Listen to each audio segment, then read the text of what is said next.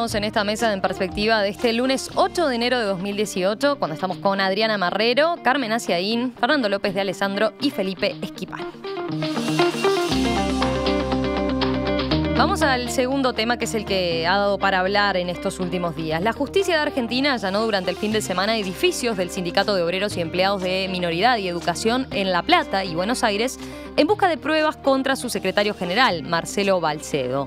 Este hombre, que también es dueño de medios de comunicación e ingeniero, recordemos, fue detenido el pasado jueves por Interpol en su residencia de Playa Verde, cerca de Piriápolis, y es investigado por malversación de fondos, asociación ilícita y lavado de dinero. Durante el operativo en el que se detuvo a Balcedo y a su esposa en su chacra El Chaparral, en Playa Verde, se incautaron armas de fuego, municiones, dinero en efectivo, documentos, joyas, vehículos de lujo, entre ellos una camioneta Land Rover floteada con la publicidad de la radio de Punta del Este, 89.5 FM, Red 92, vinculada a la familia Sanabria. Según el abogado Juan Fagundes, que representa al empresario y sindicalista argentino, los $500.000 incautados provienen de 11 años de ahorro. Respecto a los autos lujosos también requisados, Fagundes señaló que uno de los autos de alta gama que se mostraron es de Balcedo, los demás no. El fin de semana se conoció además que la policía incautó $7 millones encontrados en cofreforts del hombre, que permanece en prisión preventiva por 30 días, al igual que su esposa, mientras la justicia argentina procesa el pedido de extradición. A partir de los hechos se dispuso además que Crimen Organizado de Uruguay investigue si hubo operaciones de lavado de activos en nuestro país. Bueno, acá se peleaban por quién comenzar o por quién no comenzar. Fernando, te tocó, a ver, dale. $7 millones ahorrados.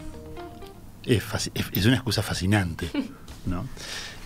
Yo lo veo por este otro lado y quiero un poco hacer una reflexión en conjunto sobre varios temas. A mí me motivó para analizar varios temas. En primer lugar, este dirigente sindical, vamos a llamarlo así, provisoriamente, ¿no? Este dirigente sindical era un hombre que venía de la derecha peronista. O sea, llega al poder de su sindicato heredando el cargo de su padre. Quiero ser claro en esto. O sea, sí. Heredó el cargo del presidente del sindicato porque su papá murió. Es un hombre que viene de la derecha peronista, que acuerda con las 62 organizaciones y que en el vaivén del proceso de los últimos 10 años en la Argentina se puso en la vereda de enfrente del kirchnerismo y hoy era un aliado del gobierno argentino, un aliado del PRO, un aliado de Macri, del gobierno de Macri. Esto yo lo planteo por lo siguiente. Yo creo que el peronismo fue para la sociedad argentina muchas cosas, o sea, analizarlo con una sola visión y con una sola óptica y con un solo enfoque es un error, porque es absolutamente herborescente.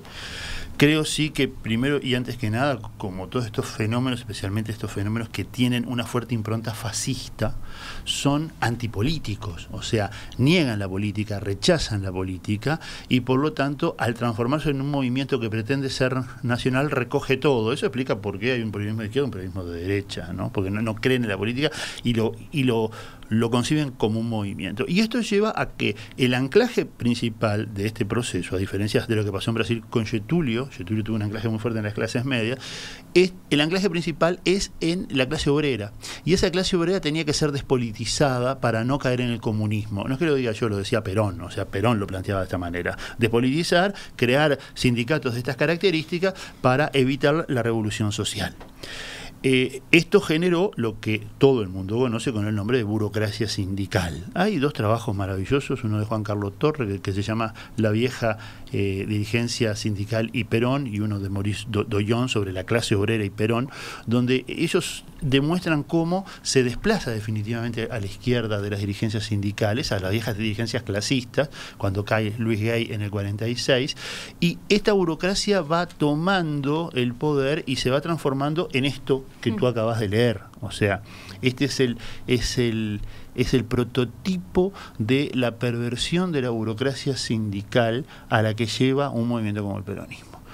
Y hago un corte por lo siguiente, y esto no quiero caer en chauvinismo ni nada por el estilo que se le parezca, porque no lo soy, además no soy muy patriota que se diga, pero yo lo comparo con las viejas dirigencias sindicales uruguayas que yo tuve el gusto de conocer, ¿no? O sea, la austeridad de un tipo como el Pepe de Lía, la austeridad de una persona como Jorgelina Martínez, la austeridad de don Héctor Rodríguez, de don Enrique Rodríguez, de Cuesta, de Duarte, gente que nació en la clase obrera, dirigió, tuvo poder, porque tuvieron poder y poder real, y terminaron sus días, aquellos que terminaron libres, lo terminaron de forma muy austera, muy republicana, y eso a mí me enorgullece realmente, y lo quería decir, ¿no? Lo quería decir. Carmen.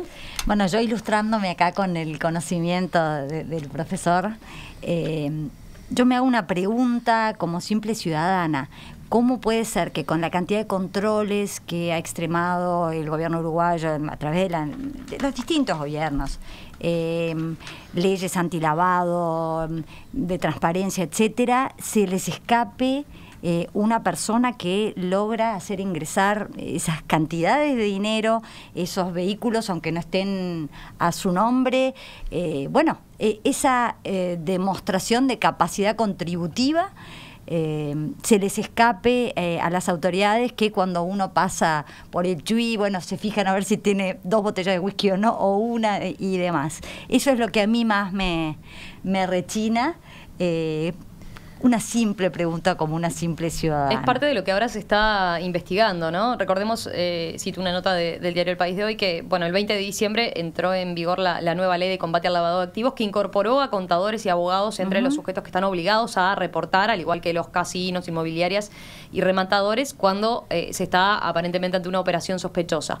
El presidente de la Secretaría Antilavado, Daniel Espinosa, dijo al diario El Observador que, de surgir más casos como los de las últimas semanas, se podrá revisar y estudiar la inclusión, por ejemplo, de las automotoras como sujetos obligados a reportar operaciones sospechosas por este tipo de casos, ¿no? Llama la atención que este nivel de autos estuviera en poder de este sindicalista y nunca nadie hubiera puesto el ojo ahí, ¿verdad? Incluso el propio Espinosa señalaba que los autos caros siempre se usan para lavado, decía él, y que su exclusión de la lista esta de reportar ante operaciones sospechosas, bueno, no quiere decir que no se investiguen de los hechos que surgen, ¿verdad? Pero es un aspecto interesante lo que plantea Carmen, porque es lo que ha quedado arriba de la mesa, ¿no? De cómo recién ahora acá nos venimos a enterar de este poder que tenía este sindicalista cuando llevaba años viviendo acá, ¿no? Felipe. Sí, a mí francamente no me extraña. Quien ha leído un poquito de lo que es el sindicalismo argentino y de lo que es también la política argentina, este tipo de personajes son habituales, ¿no? Lamentablemente han pervertido el sistema sindical argentino, el sistema político. Estas cosas además no son mal vistas por la sociedad argentina, que está acostumbrado a este tipo de personajes, con un sindicalismo regido por señores feudales, ¿no? Como bien se decía, van heredando el mandato de generación en generación, y me parece bien interesante la distinción, por ejemplo, con el sindicalismo uruguayo, con el que uno puede tener algunas discrepancias ideológicas, pero donde la rectitud de la dirigencia sindical del país, como también de la dirigencia política, creo que hay que marcar esos dos matices. La vida sindical está muy ligada a la vida política. En definitiva, vemos permanentemente en la otra orilla, y acá en Uruguay, cómo hay actores que van de la vida sindical a la vida política y viceversa. Y lamentablemente Argentina es un país que se ha caracterizado por una clase política y una clase sindical enormemente corrupta, con dirigentes sindicales que se han enriquecido a costas de los aportes y de la defensa de los propios trabajadores.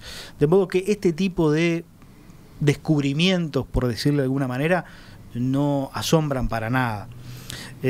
Lo que sí llama la atención es lo que se decía, cómo esto pasó absolutamente inadvertido en el país y no se prendió ninguna alarma y tuvimos que esperar la orden de la justicia argentina para actuar. Eso realmente llama la atención. Lo que habla también da la pauta de que quizás no estemos lo suficientemente alertas o no tengamos todos los instrumentos a la vista como para prevenir este tipo de cosas. Y en torno a la vinculación política, yo estuve leyendo por ahí, porque me llamó la atención lo que se decía en torno al vínculo de este señor con el macrismo o con el PRO.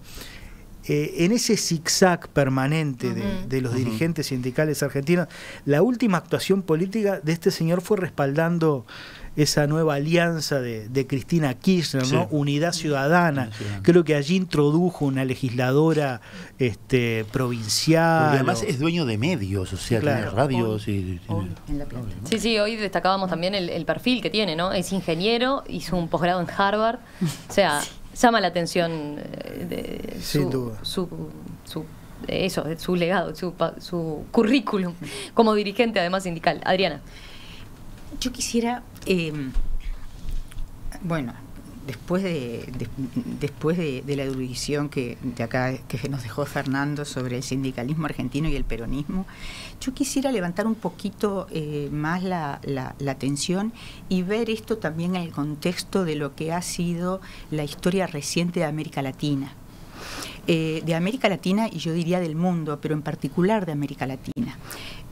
Creo que no entendemos muy bien muchas de las cosas que han pasado, sobre todo en la izquierda y en el sindicalismo y también en la política de América Latina, si no entendemos los cambios que ha traído en la forma de pensar la sociedad y la política la caída del bloque soviético.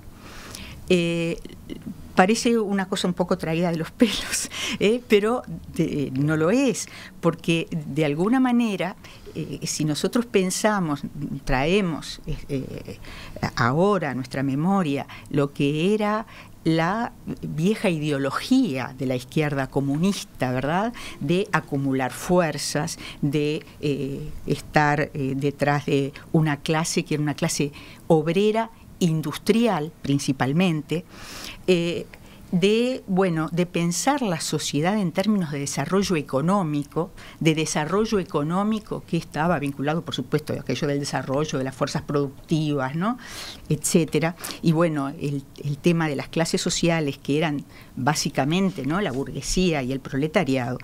Con esta caída, lo que ha ocurrido es que finalmente la izquierda, por decirlo así, y digo por llamarlo así porque hay muchísima gente que se autodenomina de izquierda, que no lo es, ha perdido horizonte, ha perdido propósito, ha perdido ética, ¿es verdad? Porque también esto estaba ligado a una ética. Y no estoy hablando bien del bloque socialista, ¿verdad? Que se me entienda bien. Estoy hablando de una ideología que orientaba las acciones.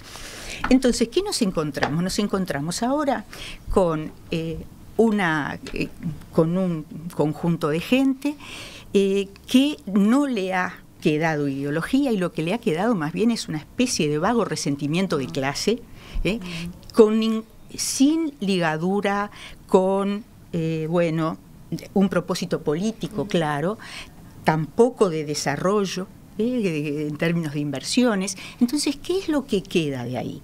Un conjunto de gente, en este caso es la excepción, pero en muchos de los otros casos que nosotros vemos en muchos países latinoamericanos muy populistas, con una especie de ascenso de lo que se podría llamar el lumpen, ¿verdad?, que no es una clase obrera, y con esto de acumular poder para acumular, oscilo entre decir capital y dinero, voy a decir simplemente dinero, para lo más superficial, que es el consumo mismo. Es decir, no se trata ya de las viejas élites, incluso de propietarios que buscaban a través de la política beneficios para sus negocios, sino que encontramos gente que lo que busca simplemente es consumismo, lujo, lujo suntuario, sin ningún otro propósito. Y por más que nosotros nos venga la tentación de comparar positivamente a Uruguay con Argentina, y creo que hacemos bien en hacerlo, también podríamos acá buscar algunos pequeños síntomas, yo creo que esto no es sorpresa porque pasó inadvertido. No pudo haber pasado inadvertido esto, como no pasan inadvertidas otras cosas. A ver, tenemos acá un señor que se llama Paco Casal, que bueno, le ha sido perdonada una enorme deuda al fisco.